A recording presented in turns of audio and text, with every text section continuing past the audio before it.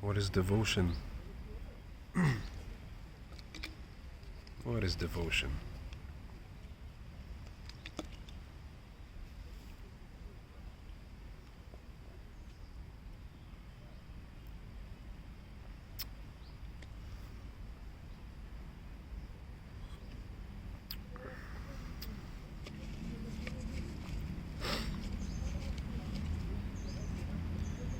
It's a whole dimension unto itself.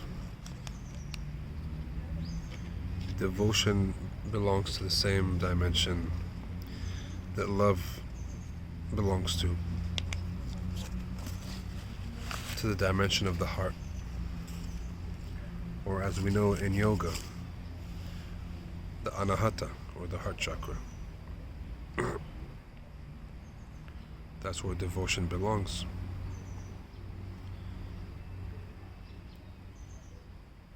If you are not experiencing life from the anahata, the heart chakra, devotion would seem very ridiculous to you, meaningless,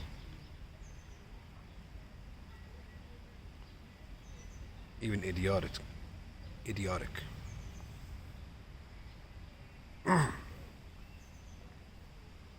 Because devotion has no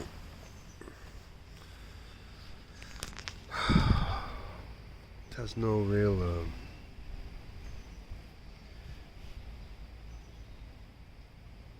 function in the material world.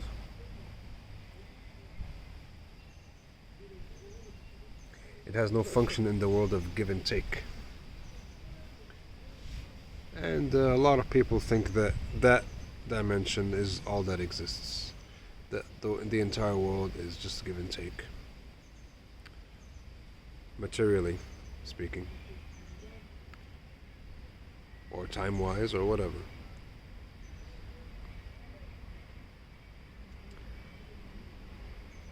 But at the same time, those who miss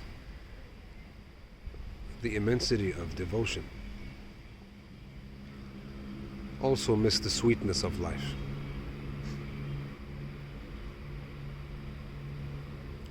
They completely miss the sweetness of life.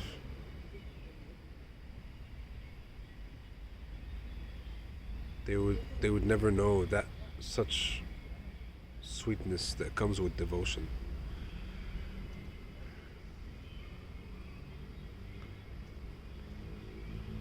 To be devout, or in devotion, it means that you completely put yourself aside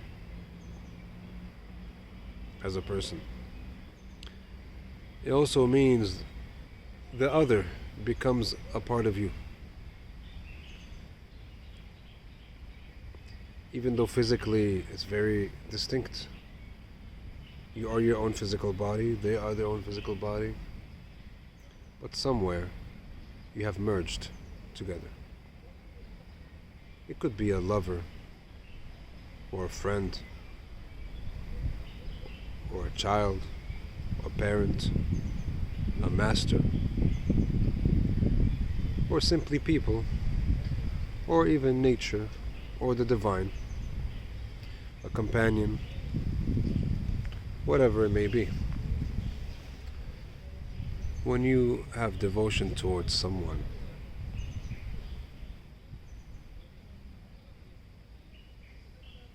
you completely melt as an individual, as a person, a personality. Your mind, if you have a very strong mind, it may start to make you feel ridiculous. Like, what am I doing? What is this? Stop acting so ridiculous. Get up and stop this nonsense. Which is what happens to a lot of people. A lot of intellectual people. A lot of people who are stuck in their intellect and don't know how to get out of it. Devotion may be very awkward to them. It may be very disturbing to them. And They try to ridicule it as much as possible, but when it gets them, when it starts to crack open their heart of stone, and perhaps tears start flowing, they get into this impossible inner battle.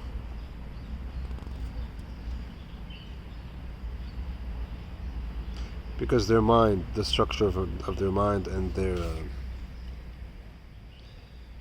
mental conditioning does not allow them to just be there with devotion and taste the sweetness of devotion.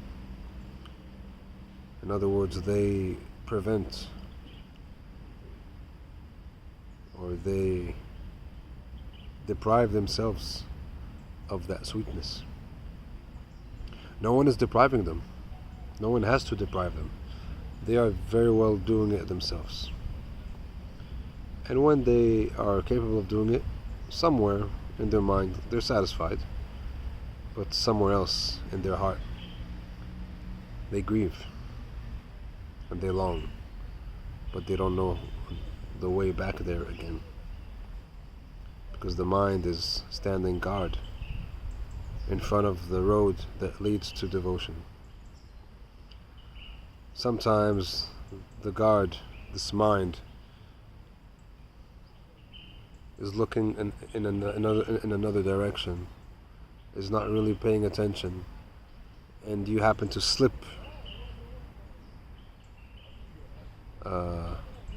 through the mind and get there. But then the mind says, hey, come back.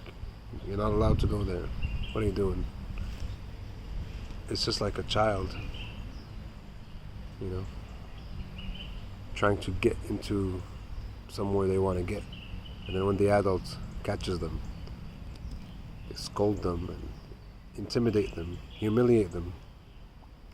And then the child, although he wishes to be in that place that he longs to be in, he comes back, and there's some satisfaction in the child that I'm obedient, I'm obedient to the adult, so I'm being a good boy, coming back, even though my heart longs for what's down that road. But somewhere I'm comforting myself.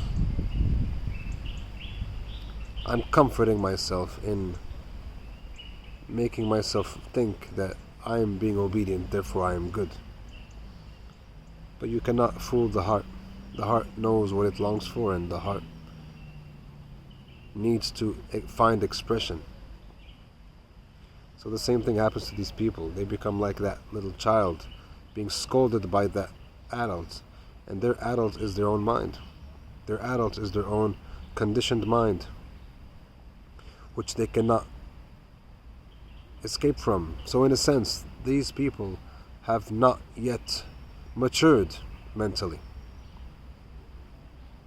They see devotees and people with open hearts as children, but in fact, it's very funny. He who has his heart open has the innocence of a child, but the maturity of an old wise man. And he who has his heart closed and locked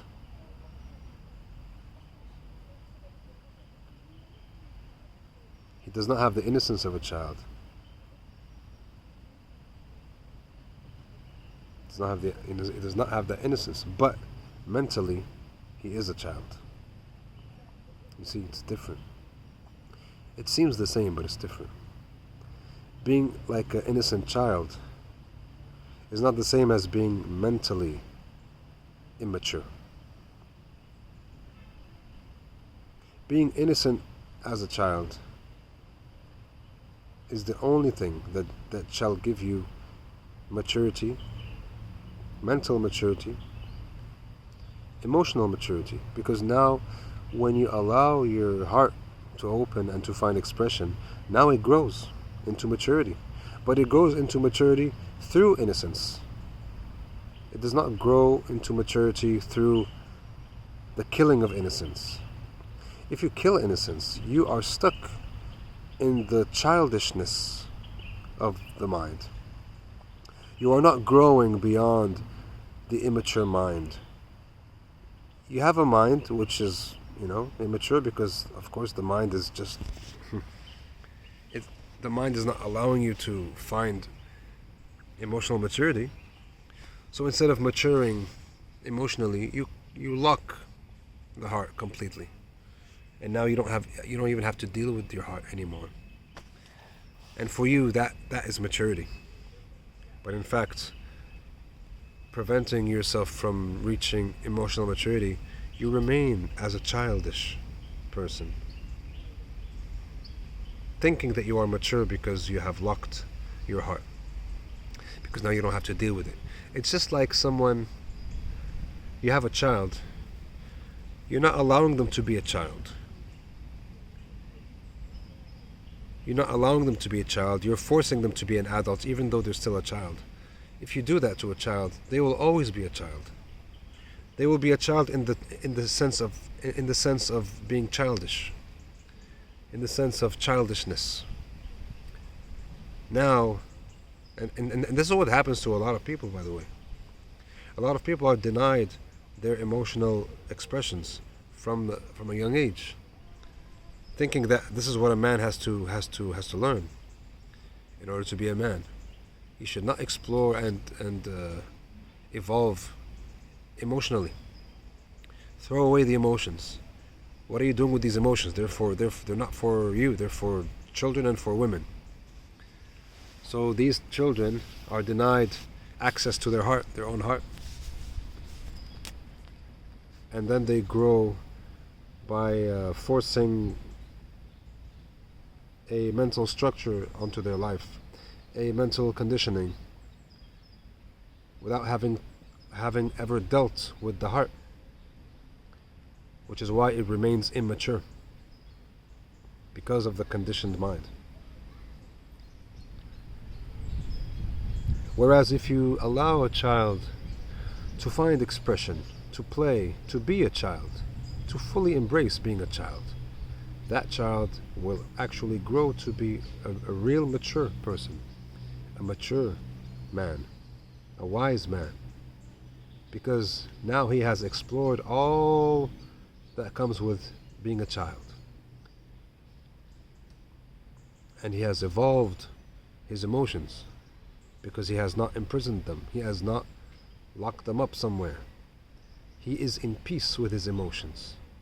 He is not in denial of his emotions, and so now he is evolving through his emotions, and an evolved heart is at peace with whatever it may feel, and which makes it a strong heart.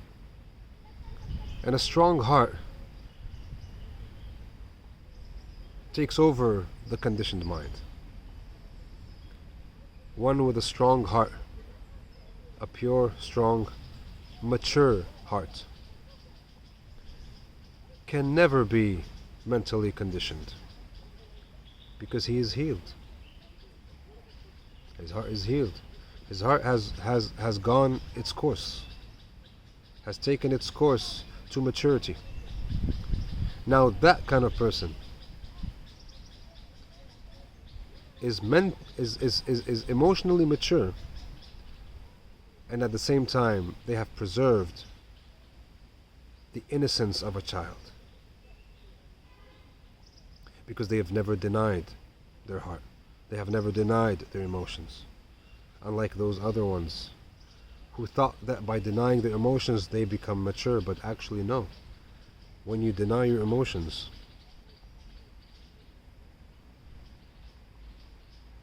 that's when you remain immature.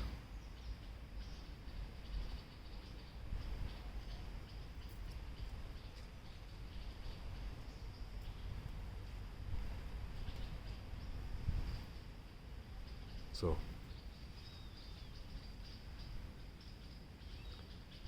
it's a very paradoxical thing, but